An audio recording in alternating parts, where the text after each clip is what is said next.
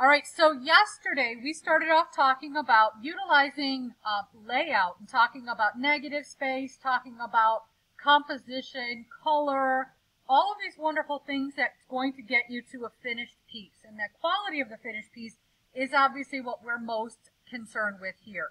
So if I'm looking, I decided, again, they're not doing that stupendously right the moment, but we're expecting that they will pick up soon. I decided to do the area around Wrigley Field. So I typed in the address, and I was left with, let me zoom out a little bit, I was left with this map. Now what I did was I found an area in here that I liked. I liked the shape of it. I zoomed in. I love this whole Clark Street angle. It's a great angled street. If I didn't, I actually really kind of like this as well. But again, I kind of went with a little bit of an arrow, half of an arrowhead look, just because I liked it. What you do is a screenshot. You press Control, Alt, and then the print screen button. Control, Alt, and tap on print screen. Nothing's going to happen. Everyone was expecting some kind of magic. There's no voodoo, hoodoo, no-do, nothing. You have to make sure that you actually take that image and you paste it into Microsoft Word, or a paper in PowerPoint, or an artboard in Photoshop. I Control V or right click paste, and there we go. I went further and I actually cropped it down. Don't forget, if you have that active, you can go into format and you can crop. You can grab those black sliders and you can kind of pull them where you need them, okay? And that's where I left off. I actually grabbed that image and I was ready to move on. I moved into Photoshop. Some of you will go straight to Photoshop. Some of you will go to Illustrator, but what I did was I went ahead and I right-clicked and I copied it. So now we're ready. I came into Photoshop or Illustrator. You may have to save that as a JPEG in order to progress. Some of you may change your mind and move towards Photoshop for this. Some of you may go back to Illustrator. Again, we want to get you to where you need to be successful. In this case, I then went through and I cropped it down. I made it larger and I cropped it down. How the heck did she do that? I made a copy of it. I turned off my original. Copy is Control J. Makes a copy of what's on that layer. I went through with this little guy, 3 tools down. You got a lasso tool and a polygonal lasso tool. The difference, this one does sort of like curves. And the polygonal lasso tool is what I wanted because it does angles. I'm going to go right here, click. I'm going to click down Clark Street, click, click. And when I get close enough, you'll see that little circle pops up that tells me it's ready to complete. It's close enough. I click right there, and I hit the delete button. It's magic. Okay? I'm going to go ahead and Control plus to zoom in. Ooh, that was weird. It kind of flashed the finished product there. I kept it all the way through Wrigley Field, up through here, and I included this little bit right up in here because, again, I like the shape. So I'm going to click, click, click, click, click, click. Out here, it doesn't matter. See how I got my 0 or my circle? I hit the delete key. And my very last move would be right here, clicking outside there, closing that up, and pressing delete. I now have my finished shape for what my map will look like. But now I'm going to go ahead, I'm going to Control minus to zoom back out, and I want to make it bigger. Okay, so I'm going to go ahead in there. I'm going to make that larger. Again, that is Edit Free Transform or Control T. Biggest thing I can tell you all is if you do not maintain proportion by holding the Shift key, I'm gonna accept this, and I'm going to go back again. If you don't hold the Shift key, you can make it too skinny or too wide, which means it's not going to be a very good reflection of what that area looks like. So make sure you are very careful to hold that Shift key. It'll allow you to drag it larger or smaller proportionately. Okay? So that's where we are. From there, I went ahead and I started Salud. I started putting boxes above it in red. So in order to do that, I opened up a brand new layer. Take a look right here. I've got a new layer, and that's going to give me a blank layer. Some of you will hit Control J. You're doing it wrong. Control J copies what's on that layer. I want a blank layer, a layer with nothing else on it. Okay? So on this layer, I can click on the word, call it red. Okay? I'm going to come in here with a variety of tools. I can use my rectangular marquee to do my rectangles. I'm going to make my rectangle. I'm going to go to my paint bucket. Again, it could be hidden underneath your gradient tool. Going to paint bucket. I'm going to select my color with swatches. You can see that I have my red and the blue that were pretty recently used. And I'm going to paint bucket that in. I'm going to go back here. I'm going to go ahead and zoom in. Again, zooming in allows you the ability to make sure you're getting nice, even finishes. I'm going to go all the way through there and continue my way. You can figure out just about everything else here, but I'm going to touch upon the triangular shapes and the oddball shapes. Right here, I use my polygonal lasso tool that I used to erase. I grabbed this. I'm trying to remember exactly what shape it was. I went back to my map pretty often to take a look at it. I make the shape, close it up, and then I go back to my paint bucket and fill it in. So eventually I got to this stage right here. Okay? So that is pretty much my entire neighborhood that I'm mapping, minus the baseball stadium. All right, so I actually decided to expand the streets just a little bit more. So you'll find I've got a red, and then I have a red expanded. You'll see a little bit of a difference there. I moved the streets slightly apart so that I would have more room for the words, but just slightly, not enough to make it like awful looking. All right. Then I attacked the blue. The blue took me some time to figure out. You can see here I've got a layer of blue. That layer of blue I actually cut out the edge of it to make an arc shape. Okay. So I was able to remove that. I went through and I added a copy. So I copied the blue and I just changed it to white. How the heck can you do that? Let me show you. I'm going to go ahead and copy that with Control J because I want to copy everything that's on there. I'm going to go ahead and I can select it. I can select it with my magic wand, 4 tools down.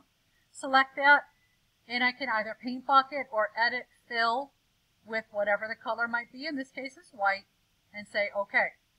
Now I'm going to transform it. Again, edit, we go into free transform or Control T. I use Control T often, so you won't see this pop up very often. So from there, again, I held that Shift key and I moved it down.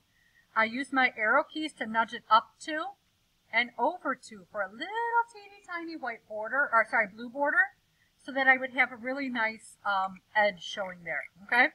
So again, you'll see I'm zooming. You don't see me doing it, but it's Control plus on the keyboard. Control minus to zoom back out. Please zoom often to watch your precision. So I'm going to go ahead and hide that. And I'm going to put this guy back on. So I've got my arc. I've got this little red slice. You know what I did there? I did another one of these blue, but in red. And then I just took my eraser and nibbled off the edge. That's all I did on that one. Okay, so I've got my red corner. I had to put a rounded rectangle. I was trying to figure out exactly how I was going to attack that beast. How would I make this very interesting shape? Again, if I go back to here, I don't know if I can zoom in enough, but how could I give this feel in there? And it was a little interesting to try to figure it out with filling the space properly. So what I did, let me go ahead and make a new document. Again, this is actually the parameters for your document, by the way. To letter size, 8.5 wide by 11 in height, 300 resolution. If you're curious. So what I did was I went down into my shapes right here. Went to this guy called a rounded rectangle, and I dragged a rectangle, and then I filled it. You get this little properties panel that comes up. I'm going to fill it with the blue. So that blue is going to be my fill, recently used. I'm going to nestle that back in. Now, there's a few more elegant ways of doing this, but I went through again, grabbed another one, held the Shift key while I dragged it out, made sure it was nice and even. I filled that one with red. Again, oh, sorry, make a new one. Don't do what I did. I'm going to go back in history. There we go. I'm going to accept that. I'm going to go ahead and make a new layer and put it above. There we go. I'm going to go ahead and make this guy. I'm going to fill it with I'm going to just pick a funky color. Okay? I am going to, actually, you know what? No, this will be more elegant. If I go ahead and fill it with white, and then I just merge it down. Oh, I don't want an edge though. Don't give yourself any kind of an outline. That's your outline. Very familiar with Illustrator. You don't want to give it any kind of outer stroke. So what I'll do is I'll just go ahead and merge that down by pressing Control E. I will have to rasterize it first. Rasterize, right click rasterize. Now I'm going to merge it down because I just want that one shape. I don't want the extra stuff with it. So that's all I have now. In fact, I do have some white. If it's a problem, magic wand and get rid of it and you're good to go. Okay? So again, are there more elegant ways of doing it? Yes, I just took a long time to do something very basic. I apologize for that, but we're going to get you going. All right, zooming back out, Control 0. I added in a red rectangle. I wasn't sure if I liked the blue or the red, so I copied it and changed the color. I went through and decided to add some stitching. I like the idea of giving some detailing there, so it looks like baseball stitching a little bit. I added the square. I added home plate, first base, second base, third base, and I felt right there I was doing pretty well. So this is right about where I was at. Okay? Then I decided to go ahead and start looking at my streets. So you'll see that I have these lovely, I chose a font. Let me see what this one's called. It's Nueva Standard. Love the font for my particular project. It just was a good thing. I went to here, made it North Clark Street. I took this right above the top. I went ahead and I angled it appropriately to match. I grabbed my move tool and I moved it into place. So that's pretty much what I did there. I'm going to delete that one. Then I went back into this menu and I went to the line tool. The line tool, basically, you grab and you drag a line. And you can change the, I did a 1 pixel line. I just wanted a little detail. You can change the weight of your line up there. Okay. So I will add my streets on because I'm running furiously low on time. Let me get all these. So there's my streets. And that was the actual piece. I enlarged it a little bit. I added Chicago, Illinois, 60613 in the bottom left-hand corner. Then I decided to maybe add a little bit more. I went through and put some white stitching, a white line between the stitching. And then I went through with all of my lines. You'll see them appear. They'll kind of come in slowly. You'll see they come in at shapes. Again, very slowly it builds. And suddenly you have this. Again, I'm not 100% done yet. I decided I think I'm going to move my gray street line out. So I would just find my gray street. I already labeled it, so I knew for this demo. You can go ahead and transform it, Control T. I'm going to zoom in. Move this guy over.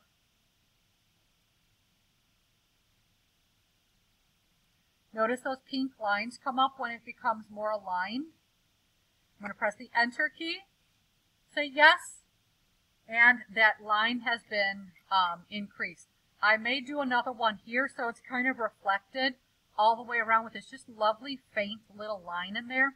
You'll notice this one's a little on the darker side, but when I click off of it, it highlights which line I happen to be on. So to see a true picture of it, just click off those shape layers completely. And that right there is my finished map. Again, this was Photoshop, 8.5 by 11. 300 resolution. Make sure that when you're choosing your size, you choose inches, not pixels. If it comes up looking wrong to start with, something's wrong. Don't get started until I verified. And have fun.